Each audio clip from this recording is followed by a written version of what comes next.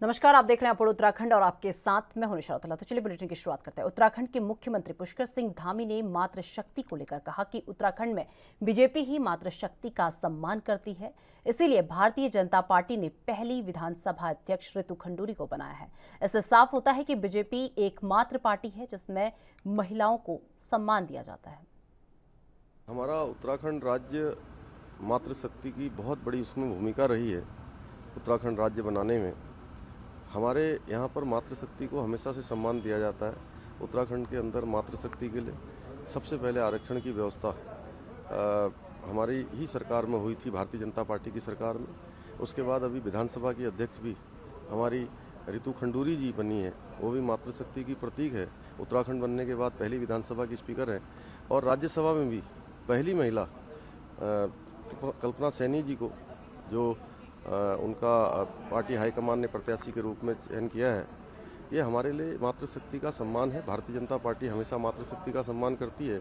हमारे देश के यशस्वी प्रधानमंत्री मोदी जी की भी हमेशा उनके कार्यक्रमों में, उनके आगे के निर्णयों में, उनके प्रस्तावों में हमेशा मातृशक्ति को सम्मान देने की बात होती है। इसलिए उन्होंने देश के अंदर बेटी पढ़ाओ बेटी बचाओ अभियान भी शुरू किया और मातृशक्ति को आगे लाने का काम भी हो रहा है।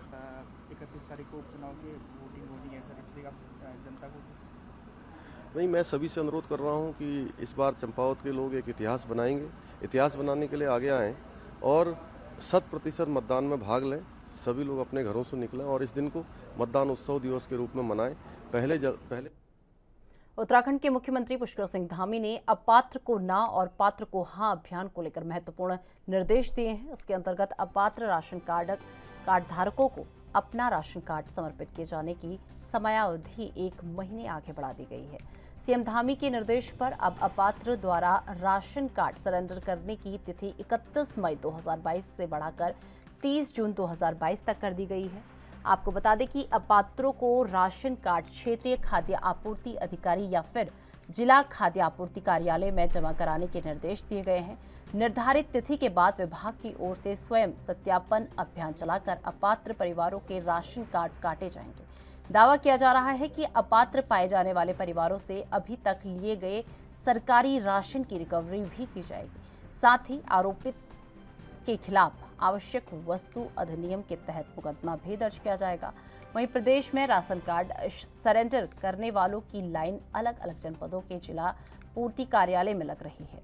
आपको बता दें कि वर्तमान में प्रदेश में 3 प्रकार के कार्ड बनाए जा रहे हैं। इसमें अंत्योदय राष्ट्रीय खाद्य योजना का सफेद कार्ड और इससे ऊपरी वर्ग के लोगों के लिए पीला कार्ड है। तीनों कार्ड बनाने की अलग अलग शर्तें हैं।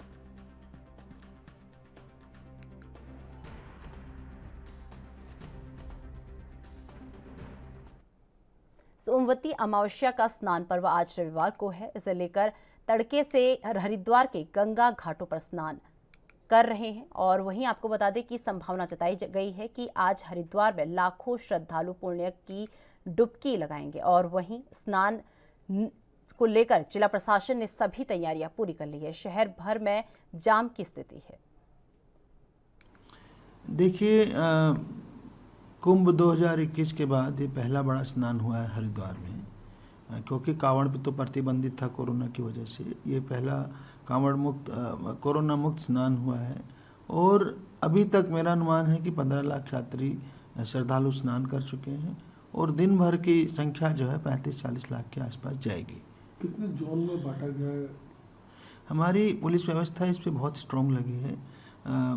5 सुपर जोन, 15 जोन और 39 सेक्टर में हमने पुलिस व्यवस्था को बांटा है और कुल मिलाकर के लगभग 2000 के करीब पुलिसकर्मी जो है सिर्फ हरिद्वार क्षेत्र में इसको भीड़ को मैनेजमेंट करने में लगे हुए हैं। कोई इस टाइम तक व्यवस्था अच्छी है? इस टाइम कोई दिक्कत तो नहीं स्नान करते? व्यवस्था बिल्कुल बहुत अच्छी है। भीड़ है, कल जो है काफ़ी ज़्यादा ट्रैफिक का वो रश था क्योंकि आने वाले थे और उसको भी हमने अच्छे से मैनेज किया है। कोई बड़े जाम की स्थिति नहीं उत्पन्न हुई और आज क्राउड जो मॉर्निंग में थी हर की पैड़ी पे बहुत ज़्यादा रश था, इसलिए हमें लोगों को एक तो रात को ही 12 बजे से उठा करके जो घाटों पे सो रहे थे स्नान करवाना पड़ा और दूसरा जो 5 और 6 बजे जो पीक टाइम होता है अर्ली मॉर्निंग, उस टाइम हमें लोगों को हर की पैड़ी से डाइवर्ट भी करना पड़ा दूसरे घाटों पे, रिक्वेस्ट करके कि भाई आप जो है, सभी लोग 100% आदमी हर की पैड़ी पे नहीं आ सकता है, इसलिए वो आसपास गंगा जी के किलोमीटर्स लंबे, कई किलोमीटर लंबे घाट बने, उनमें भी स्नान कर सकते हैं। उत्तराखंड में राज्यसभा सीट को लेकर बीजेपी ने अपने उम्मीदवार की घोषणा कर दी है। भारतीय जनता पार्टी ने सभी कयासों पर विराम लगाते हुए राज्य की एक महिला को राज्यसभा जाने का मौका दिया है। आपको बता दें कि बीजेपी ने डॉक्टर कल्पना सैनी को अपना उम्मीदवार बनाया है और डॉक्टर कल्पना उत्तराखंड सरकार के पिछड़े आयोग की अध्यक्ष हैं। खास बात यह है कि इस बार राज्यसभा के लिए पूर्व मुख्यमंत्री त्रिवेंद्र सिंह रावत समेत बीजेपी के केंद्रीय नेता पीयूष गोयल का नाम भी लिस्ट में था, लेकिन इस बार भी बीजेपी ने सभी को चौंकाते हुए एक ऐसा नाम राज्यसभा के लिए उम्मीदवार के तौर पर घोषित किया जिसको लेकर कोई चर्चा नहीं की जा रही थी। वहीं डॉक्टर कल्पना सैनी ने सभी का आभार व्यक्त करते हुए अपनी खुशी को जाहिर किया है।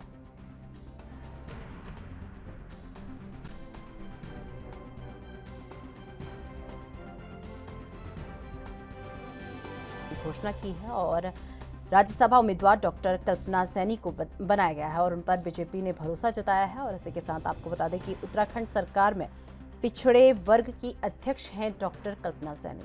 और आपको बता दें कि बीजेपी ने एक बार फिर से सभी को चौंका दिया है, क्योंकि ये चौंकाने वाली घोषणा है, क्योंकि इससे पहले इस उम्मीदवार का नाम बीजेपी द्वारा नहीं लिया गया था और जैसे ही ये नाम सामने आया उसके बाद सभी इस घोषणा को लेकर चौकन्ने रह गए। आपको बता दें कि बीजेपी ने उत्तराखंड में राज्यसभा उम्मीदवार की घोषणा की और इस राज्यसभा उम्मीदवार का नाम डॉक्टर कल्पना सैनी है और इस पर बीजेपी ने अपना भरोसा जो है जताया है। और इसी के साथ आपको बता दें कि इसके लिए डॉक्टर कल्पना सैनी ने सभी का दिल से धन्यवाद किया है, आभार जताया है। और इसी के साथ आपको बता दें कि उत्तराखंड सरकार में पिछड़े वर्ग आयोग की अध्यक्ष हैं कल्पना सैनी।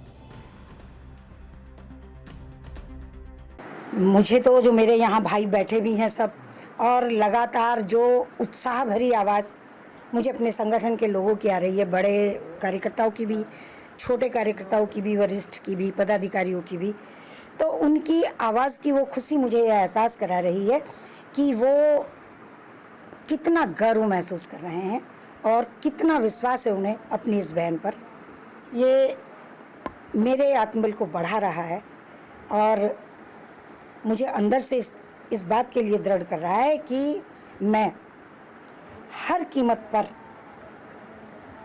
अपने प्रदेश का, अपने ज़िले का, अपने रुड़की का नाम ऊंचा करूं। और अगर मुझे आज प्रथम महिला के रूप में राज्यसभा में भेजा जा रहा है तो मैं अपने कार्यों को ऐसा रखना चाहूँगी जिससे कि जो है मेरी आने वाली पीढ़ियों में महिलाओं को भी और मेरे क्षेत्र के लोगों को भी के लिए भी मैं उदाहरण बन सकूं। मुझे ये लगता है कि मेरा संगठन तो आज मेरे साथ थोड़ी किया है, हमारी राज्यपाल रही हैं बेबी रानी मौर्य जी, उनके साथ भी ये हुआ था। और अपने उत्तर प्रदेश के मुख्यमंत्री जिन्हें पता भी जो है शपथ लेने के जाते समय चलता है कि आपको मुख्यमंत्री बनाया जा रहा है, तो मेरे संगठन के लिए सारी बातें नहीं है।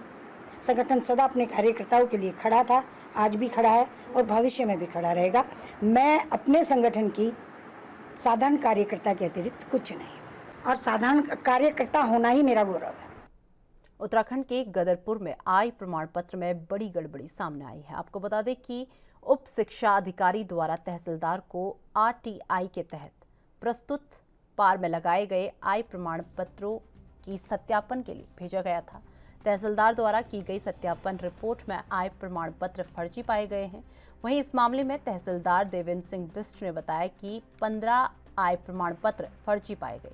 फर्जी प्रमाण पत्र के संबंध में 3 सदस्य कमेटी गठित की गई है, जिसमें कानूंगो पटवारी पोर्टल सहायक को नियुक्त किया गया है, जिसके द्वारा फर्जी पत्र बनाए जाने वाले अभिभावकों को नोटिस जारी कर उनसे स्पष्टीकरण मांगा जाएगा।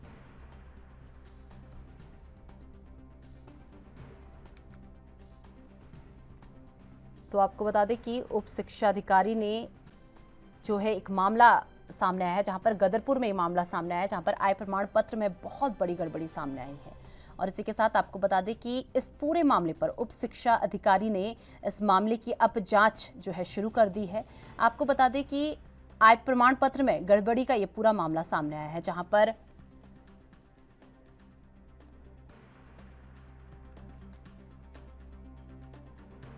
तो ये खबर आपको बता दें उत्तराखंड के गदरपुर से सामने आ रही है, जहां पर आय प्रमाण पत्र को लेकर जो है गड़बड़ी का मामला सामने आया है, जिसे लेकर उप शिक्षा अधिकारी अब एक्शन मोड पर आ गए हैं। और इसी के साथ आपको बता दें कि 15 आय प्रमाण पत्र फर्जी पाए गए हैं इस पूरे मामले में। और फर्जी प्रमाण पत्र के संबंध में 3 सदस्य कमेटी गठित की गई है, जिसमें कानूनगो पटवारी पोर्टल सहायक को नियुक्त किया गया है, जिसके द्वारा फर्जी पत्र बनाए जाने वाले अभिभावकों को नोटिस जारी कर उनसे स्पष्टीकरण भी यहाँ पर मांगा गया है।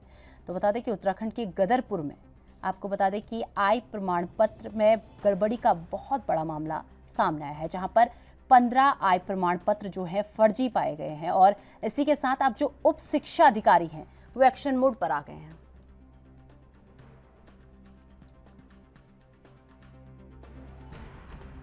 सर, कुछ आय प्रमाण पत्र फर्जी पाए जाने की सूचना आई है, जिसमें राइट टू एजुकेशन तहत आवेदन किया गया था। क्या है पूरा?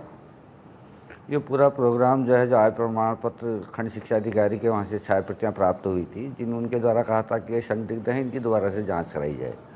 तो हमारे वहाँ से जो प्रमाण पत्र जारी हुए थे, उन प्रमाण पत्रों का हमने जो है मिलान किया, तो उसमें 15 प्रमाण पत्र जो है एडिट किए हुए पाए गए, जो इस प्रकार से फर्जीकरण में किया गया है। तो उनकी सूचना हमने खंड शिक्षा अधिकारी को भेज दी है कि उनको जो है इन प्रमाण पत्रों को फर्जी मानते हुए इसमें शामिल न किया जाए। इसके अतिरिक्त ये प्रमाण पत्र किसके द्वारा एडिट किए गए, किसके द्वारा फर्जीकरण किया गया, इससे संबंध में कमेटी गठित की गई है। और कमेटी की जांच रिपोर्ट आने के बाद दोषियों के खिलाफ प्रथम सूचना रिपोर्ट या विधिक कार्रवाई की जाएगी।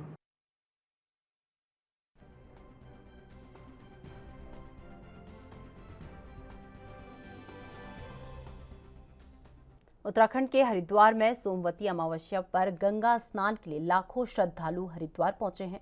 आपको बता दें कि चारधाम यात्रा के चलते लगातार श्रद्धालुओं की संख्या भी बढ़ रही है। सोमवती अमावस्या के अवसर पर लाखों श्रद्धालु गंगा घाटों पर स्नान कर रहे हैं। वहीं श्रद्धालुओं की बढ़ती तादाद को देखते हुए प्रशासन ने पुख्ता सुरक्षा व्यवस्था के जो पुख्ता इंतजाम हैं वो किए हैं।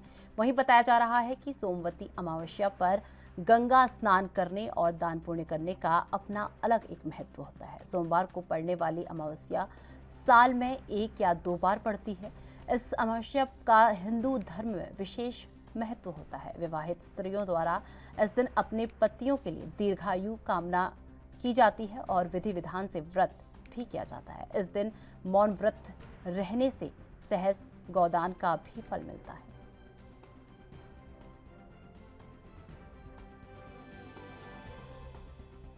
सोमवती अमावस्या के दिन स्नान करने से बहुत लाभ मिला है। आज के दिन दान पुण्य करने से बहुत लाभ होता है।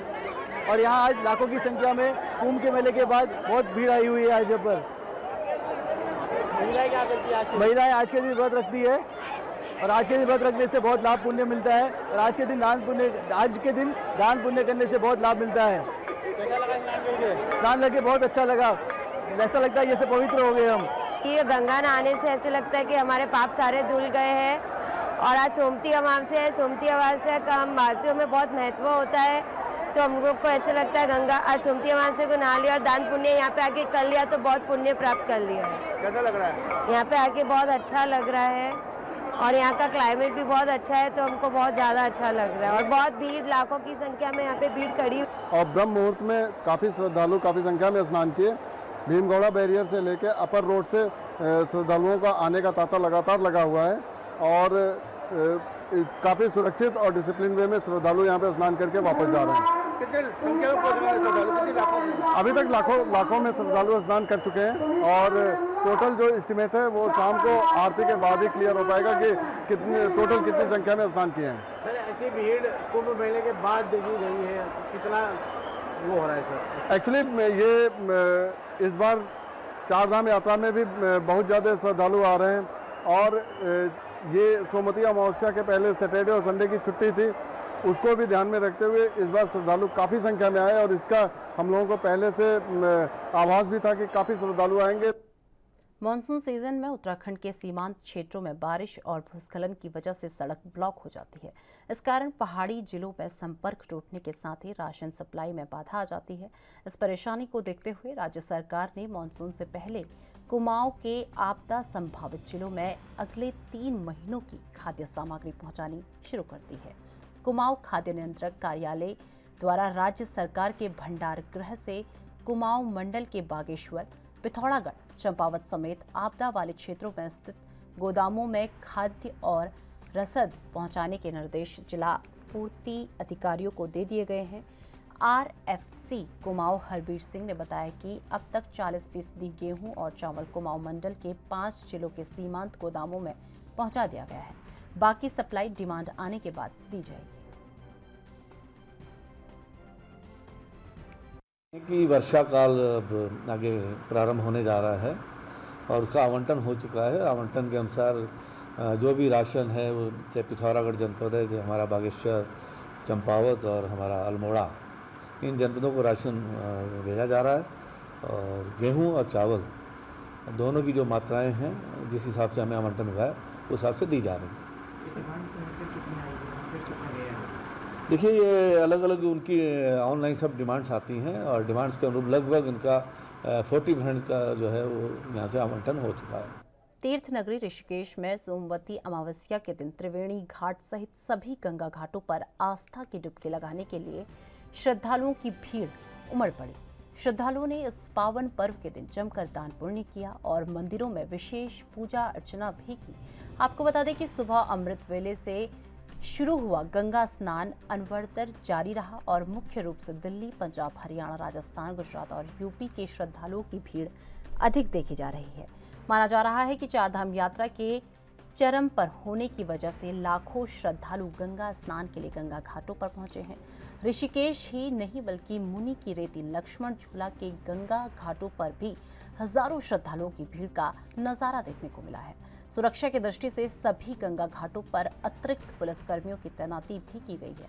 फ्लड कंपनियों और जल पुलिस के जवान गंगा घाट पर अपनी पैनी नजर बनाए हुए हैं और गंगा के तेज बहाव को देखते हुए पुलिस और गंगा सभा के पदाधिकारी मुनादी कर श्रद्धालुओं से गंगा के बीच में नहीं जाने की अपील कर रहे हैं। आपको बता दें कि ऋषिकेश कोतवाली प्रभारी निरीक्षक रवि सेन, मुनि की रेती थाना प्रभारी निरीक्षक रितेश शाह और लक्ष्मण झूला थाना प्रभारी निरीक्षक संतोष सिंह ने बताया कि सुरक्षा की दृष्टि से लगातार पुलिस गंगा घाटों पर गश्त कर रही है और जल पुलिस के जवान भी अपनी नजर बनाए हुए हैं। ट्रैफिक व्यवस्था को दुरुस्त रखने के लिए नो पार्किंग में वाहनों को खड़े नहीं होने दिया गया है।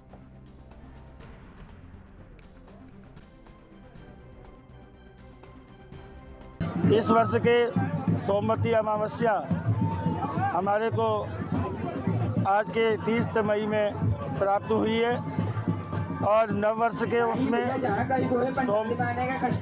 सोमवती अमावस्या के पावन पर्व पर विशेष करके पितरों के लिए पिंडदान, तर्पण, तिलांजलि और पुष्पांजलि इत्यादि और माँ गंगा की आराधना की जाती है। सोमवती मावस पितरों की बड़ी मावस कहलाती है और आज के दिन स्नान पर्व का बहुत बड़ा महत्व है।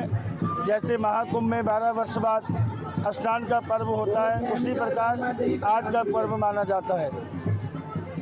आज के दिन क्या दान पुण्य क्या किया जाता है? आज के दिन विशेष करके अन्नदान, चावल और क्या नाम प्रसाद में जैसे आपका भोजन है, भंडारे में ये चीज़ें दान की जाती हैं। वस्त्र दान किया जाता है पितरों के निमित्त।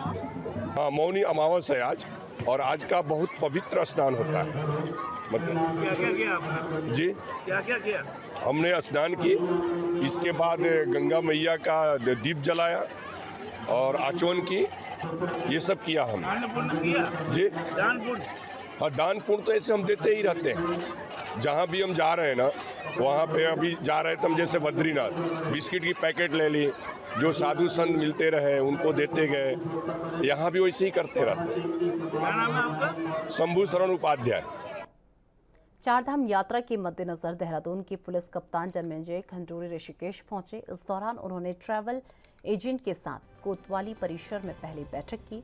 उन्हें तीर्थ यात्रियों के साथ सभ्य व्यवहार और निर्धारित किराया वसूल करने के निर्देश दिए। आपको बता दें, चेतावनी भी दी गई कि लगातार अधिक किराया वसूल करने के संबंध में शिकायतें प्राप्त हो रही हैं।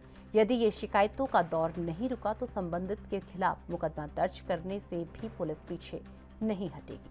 आपको बता दें कि बैठक के बाद पुलिस कप्तान ने बीटीसी परिसर में तीर्थ यात्रियों के लिए की जा रही तमाम व्यवस्थाओं का निरीक्षण किया।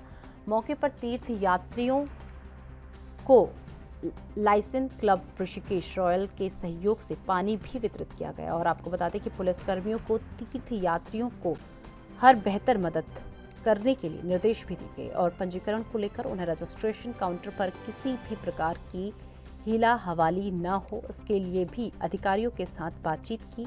पुलिसकर्मियों को पंजीकरण के दौरान खास निगरानी रखने के निर्देश दिए गए। आपको बता दें कि पुलिस कप्तान ने बताया कि तीर्थ यात्रियों को बेहतर व्यवस्था मिले, इसके प्रयास शासन और प्रशासन इसके लिए लगा हुआ है।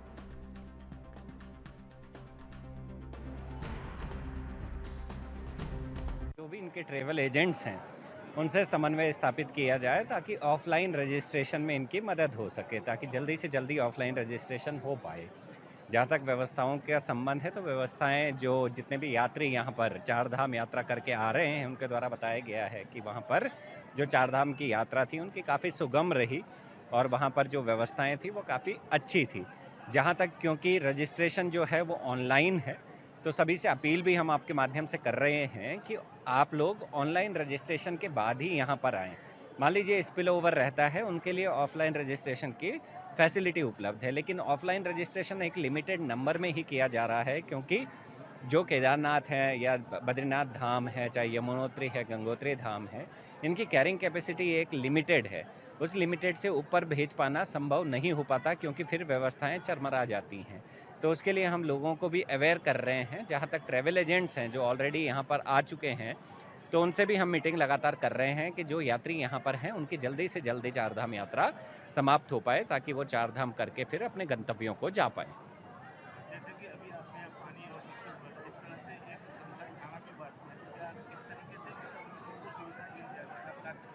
देखिए, बेसिकली जो सरकार है वो हर संभव यहाँ पर मदद जो हो सकती है वो कर रही है। जहाँ तक गैर सरकारी संस्थाएं भी हैं वो लगातार मदद के लिए आगे आ रही हैं। जैसे पानी का डिस्ट्रीब्यूशन है, खाने का डिस्ट्रीब्यूशन है, लगातार हमारे द्वारा जो NGOs हैं उनके माध्यम से या हमारे द्वारा किया जा रहा है, सरकार के द्वारा किया जा रहा है। सारी संस्थाओं के द्वारा एक सभी का प्रयास है कि जो भी चारधाम यात्रा करने के लिए आए उनको किसी भी चीज़ की कमी ना रहे। तो लगातार हमारे द्वारा पानी और खाना बांटा भी जा रहा है।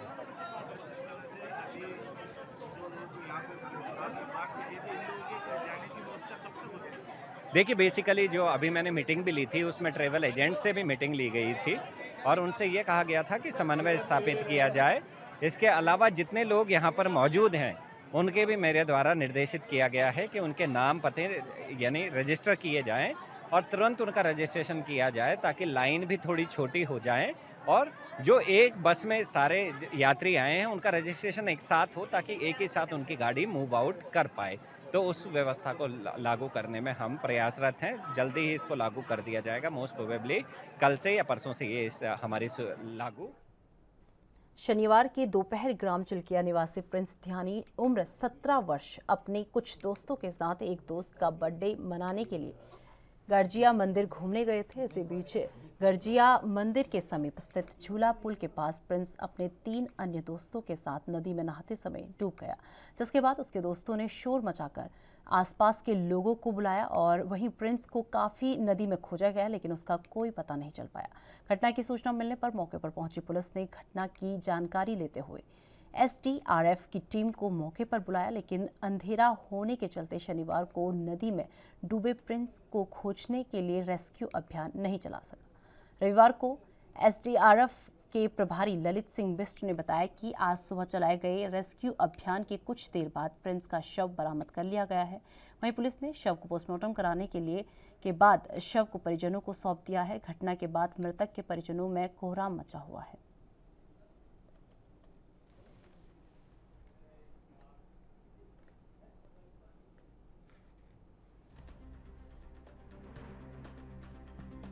कल हमें सूचना मिली थी कंट्रोल रूम नैनीताल से कि चिल्किया का एक लड़का यहाँ बर्थडे मनाने आए थे लड़के लोग, तो यहाँ पर बर्थडे मनाने के बाद वो लोग नहा रहे थे, बच्चा डूब गया। इस सूचना पर हम लोग नैनीताल से तुरंत रामनगर के लिए रवाना हुए। शाम को अंधेरा अधिक होने के कारण हमने रेस्क्यू कार्य रोका गया। आज सुबह 7 बजे प्रातः रेस्क्यू कार्य प्रारंभ किया गया और हम लोगों ने जैसे रेस्क्यू कार्य प्रारंभ किया तो हमारे साथी कांस्टेबल चंदन रौतेला द्वारा नीचे डाइविंग कर उसे तुरंत बॉडी को रिकवर कर साथ ही जिला पुलिस कर्मचारी को बॉडी सुपुर्द की। तो फिलहाल इस बुलेटिन में बस इतना ही। मुझे दीजिए इजाजत। नमस्कार।